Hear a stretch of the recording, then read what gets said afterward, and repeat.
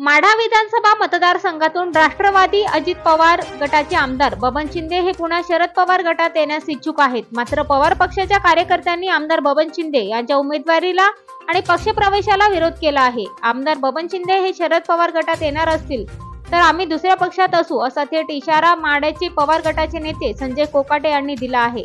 भूमिका काय असेल बबनदादा शिंदे यांच्या संदर्भात?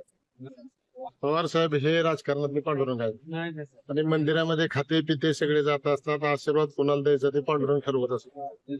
बबनराव शिंदे असतील किंवा अजून कुणी असेल ज्यांनी लोकसभेला तुतारीचं काम केलेलं नाही असा कुठलाही माणूस उमेदवार असणार नाही त्याची मला खात्री आहे।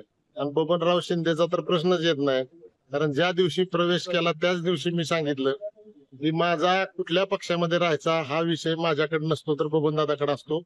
बबनदादा जिकडे असतात त्याच्या विरोधात मी असतो, त्यामुळे बबनदादाला पवार साहेब घेणार नाही याची मला खात्री आहे। त्यामुळे पवार साहेब बबनदादा इकडे येणारच नाही।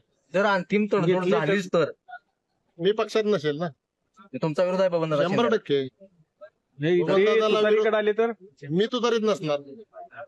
अभिजित पाटील पण इच्छुक आहेत, त्यांनी पण काय तुतारीला सांगतो तुम्हाला, पवार साहेबांना पुढाऱ्यांची गरज नाही, पुढाऱ्यांना पवार साहेबांची गरज आहे। आणि माढा विधानसभा मतदारसंघ लोकसभेमध्ये भारतामध्ये एक असा मतदारसंघ आहे की जिथं जेवढे इच्छुक आहेत जेवढे कुठल्याही पक्षातले सगळ्यांना तुतारी पाहिजे।